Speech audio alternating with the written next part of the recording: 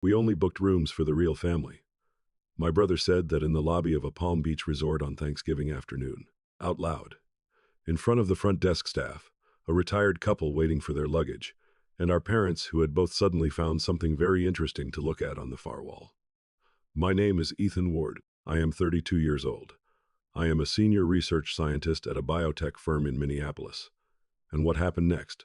What I set in motion with a single phone call from the back of a taxi turned out to be the most expensive sentence my brother ever said. Pull up a chair. This one takes a minute. The front desk clerk was apologetic in the way that only truly good hospitality staff can be. Calm, warm, deeply sorry for something that was not her fault. Mr. Ward, I've checked twice. There are 3 reservations under the family name. One for your parents, one for a Marcus and Diane Ward. I don't see anything for you. She offered to check a 3rd time. I told her it was fine. Behind me, I heard the click of dress shoes on marble. Marcus walked over from the seating area where he'd been watching. Diane a half-step behind him. He was wearing a charcoal suit that had been tailored, not bought off a rack. His watch caught the lobby light. He stopped a few feet away and looked at me the way someone looks at a minor traffic delay. Mildly inconvenient. Not surprising. Oh, you made it. He said it the way you'd say it to someone who'd shown up late to a party they hadn't been invited to. I wasn't sure with the flights. Flight was fine, I said. He nodded slowly, glancing at the front desk, then back at me. There were a few other guests nearby, a couple waiting for their key cards, a man on a phone call by the window. Marcus's voice was pitched to carry just far enough. We only booked rooms for the real family. He said it simply, cleanly, the way you'd read a line off a menu. You are always saying how independent you are. I figured you had your own arrangements.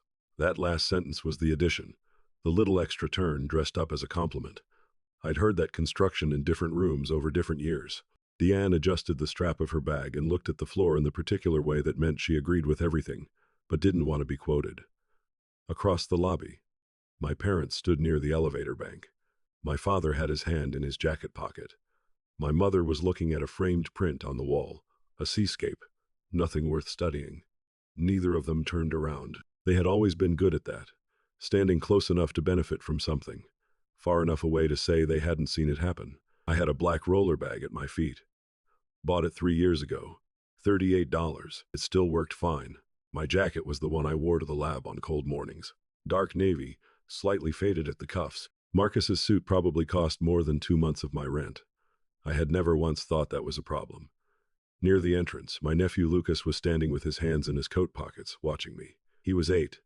Every Thanksgiving, I brought him something. Not a toy. Something he could keep. This year it was a compass. Real brass, the kind that actually pointed north. It was still wrapped in brown paper inside my bag. Lucas caught my eye. He didn't wave. He just watched. The way kids watch when they know something is wrong but don't have the words for it yet. I looked at him for a moment. Then I turned back to the front desk. "Thank you," I said to the clerk. "You've been very helpful." She gave me a small, careful smile. I took hold of my bag. I pulled out my phone and opened the car app. Nearest driver, 4 minutes. I walked toward the entrance, and as I passed Marcus, I stopped. He was already composing his expression into something satisfied. He'd been ready for the other version of this. The protest, maybe, or an appeal to our parents, or the particular kind of quiet scene that needed an audience to fully land. He had set this up carefully. He'd been looking forward to it. "Thanks for clarifying," I said. "Enjoy dinner." He blinked. I picked up my bag and walked out. The door opened onto warm Florida air. Palm trees along the drive stood very still. I did not look back. The car arrived in 3 minutes. I put my bag in the back seat and sat down. Through the rear window, the hotel entrance was already shrinking. I looked at it for a moment. Then I looked away. I scrolled to a contact I called once a month. Every month for the past 2 years. Regular as a standing meeting. Never on a holiday. I pressed call. It rang twice. "Ethan." My grandfather's voice was the same as always, unhurried. The voice of a man who had long ago decided that urgency was mostly theater. "I didn't expect to hear from you today." "I have something to report," I said. I told him what happened. The way I'd write up an experiment. Subject, method, result. No editorializing. The missing reservation. Marcus's exact words. I quoted them back verbatim. our parents standing at the elevator bank with their backs turned, the front desk clerk's face. The sequence of events in order. I didn't ask for anything. I didn't use the word unfair. I didn't say please. I stated facts and let them sit on the line between us. On the other end, my grandfather was quiet for a long moment, long enough that I watched a string of exits go by outside the taxi window, and then a stretch of strip malls and then an on-ramp. "Are you all right?" he said finally. "I am fine," I said. "I just thought you should know." Another silence. Not an uncomfortable one. The kind that means something is being decided. "I appreciate you telling me," he said. His voice had gone lower, quieter, like a door being closed. Not slammed, just closed. "I'll take it from here." That was all. We said goodbye. The driver turned onto the expressway, and I watched the hotels and palm trees give way to gas stations and chain restaurants. My bag sat on the seat beside me. I could feel the shape of the wrapped compass through the fabric. My flight back to Minneapolis left at 7:40. The driver dropped me at departures with an hour and a half to spare. I cleared security, found a seat at the gate, and bought a coffee from the kiosk across the hall. The terminal was loud with holiday travelers. I sat with my back to the wall and watched the board. At 6:15, my phone buzzed. "Marcus." I let it ring. It buzzed again at 6:18, then 6:21, then 6:23, 6:25, and 6:28. 3 calls in 8 minutes by the time they called my boarding group. There were 9 missed calls and 2 voicemails I didn't listen to. I boarded, found my seat, put my bag in the overhead bin, and sat down. Somewhere between Florida and Minnesota, at cruising altitude with the cabin dark around me, my grandfather sent an email. He sent it to the entire family. I read it on my phone with the drink cart making its way up the aisle. His writing was the same as it had always been. Formal, precise, the kind of sentences that said exactly what they meant and nothing else. He had frozen all financial support to Marcus, Diane, and my parents, effective immediately. He laid out his reasoning in 2 short paragraphs. The first described what had happened in the lobby. The second described what it meant. He did not ask for a response. By the time I landed in Minneapolis, there were 14 missed calls from Marcus, the earliest voicemail. I listened to it once, standing at baggage claim. Was dismissive. "Some version of you are overreacting. It was just a comment. I didn't think you'd actually leave." By call 9, the tone had shifted. By call 12, he was asking me to call Grandpa. By call 14, he used the word please twice in the same sentence. From my parents came emails. My father's first message said I was making this into something bigger than it was, that Marcus had a family to think about, and couldn't I be understanding just this once? My mother wrote that I had always been sensitive about these things, that Marcus didn't mean it the way it sounded, that the holidays were stressful for everyone. I read each one at my kitchen table that night. I saved them to a folder I labeled November. 48 hours later, the emails had changed entirely. My father wrote about the retirement community they'd put a deposit on, $140,000, non-refundable after December 1st. My mother wrote about their supplemental health insurance, which my grandfather had been quietly subsidizing for 3 years. Could I please just speak to him? Just one conversation. Just to explain it had been a misunderstanding. The word misunderstanding appeared in 4 separate emails over 2 days. Marcus's situation came into focus through a series of details that arrived piecemeal, through family messages, and through things my father mentioned without seeming to realize he was telling me. The house in Coral Gables was mortgaged close to its limit. Lucas's school charged $31,000 a year. The cars were leased. The watch Marcus had been wearing in the lobby, the one that caught the lobby light just so, was on a payment plan through a jewelry financing company. The whole careful architecture of his life, the restaurants and the hotel lobbies, and the way he said things like "we prefer to travel in the off-season," all of it had been built on money he hadn't made. The monthly transfer from my grandfather had been the load-bearing wall. I made dinner, soup, bread. Minneapolis had gotten its first real snow of December while I was away, and the streets outside were quiet. I ate at my kitchen table. I did not check my phone again until morning. 2 weeks passed, then 6 more, and the calendar turned to a new year. My life did not change. I arrived at the lab at 8 and left at 6. I read on weekends. I ran the numbers on my investment accounts on Sunday mornings with coffee and a pen. A promotion came through in mid-December, a new project lead position, a salary adjustment I was not going to complain about. I crossed things off lists.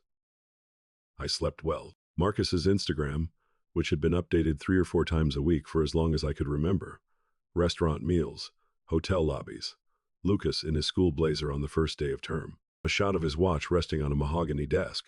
Went silent in the first week of December. His last post was a photo of Diane's bag on a white tablecloth at some restaurant, tagged with the words "living well." The comments underneath were full of people saying things like "goals" and "you two are everything." The account had not posted since. My father's emails shifted over those weeks in a way I found myself tracking without meaning to. The first ones had been urgent. Fix this. Call him. We're losing the deposit. By January, they had become something else. Slower. More careful. He wrote about the retirement community falling through, about the condo they'd moved into, a 2-bedroom in a complex 20 minutes from their old neighborhood. He wrote that they had given Marcus everything, and perhaps hadn't thought clearly about what that was teaching him. He wrote the words "I am sorry" near the end of one email, and then, I suspected, sat with them for a while before hitting send. I saved that one to the same November folder. My mother wrote about their medical costs separately, which were real and not small. I forwarded one of her emails to my grandfather without comment. He responded with 2 sentences.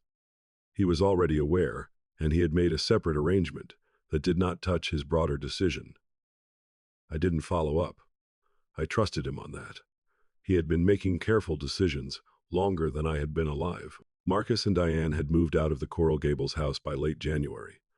I heard this through my father, not through Marcus. They'd found a rental in a quieter part of Miami, smaller. No gate at the entrance. Lucas had transferred to a public school after the winter break.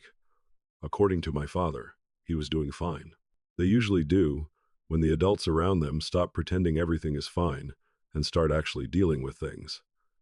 Diane's car, the white one, leased, had been turned in. They were down to 1 vehicle now. My father mentioned this in the same email, where he talked about their own situation, the 2 of them sharing a single car for the first time in 30 years.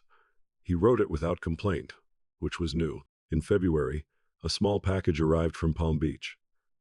Inside was a wallet. Plain brown leather, well made. No logo. The kind of thing built to last 20 years if you took care of it. On the inside front panel, 3 words had been embossed in small, clean type. There was no note, just a card tucked beneath the tissue paper, his handwriting on one side. "Earn it yourself." I set it on my desk and looked at it for a while.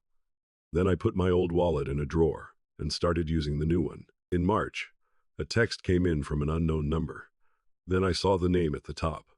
It was Lucas, texting from Diane's phone. "Uncle Ethan, do you still have my compass?" I had shipped it to him in January, addressed to the Coral Gables house. Marcus must have forwarded the mail, or packed it with everything else when they moved. "Check your front hall closet," I wrote back. 11 minutes passed. Then, it was there. "Then, does it actually work?" I wrote. "Point it north and walk that direction. It'll take you somewhere." He sent back a thumbs up emoji and then went quiet, which seemed about right for an 8-year-old with somewhere to be. I set my phone down on the kitchen counter and walked to the window. The Mississippi was visible from my building on clear days, a gray-green strip between the bare trees. Nothing dramatic, but it was there. The ice had been breaking up for 2 weeks. That morning, for the first time since November, there was open water catching the light. My grandfather's card was propped against the window frame where I'd put it in February. 3 words in his handwriting. "Earn it yourself." My roller bag was in the closet by the door, zipped, upright. I'd already put something new inside it for next time, wrapped in the same brown paper, same size as a compass. I hadn't decided yet when next time would be, but I'd started getting ready. That is the end of today's story. If this story resonated with you, don't forget to like, subscribe, and turn on notifications. A new story drops every week, right here on Blood Never Lies. See you in the next one.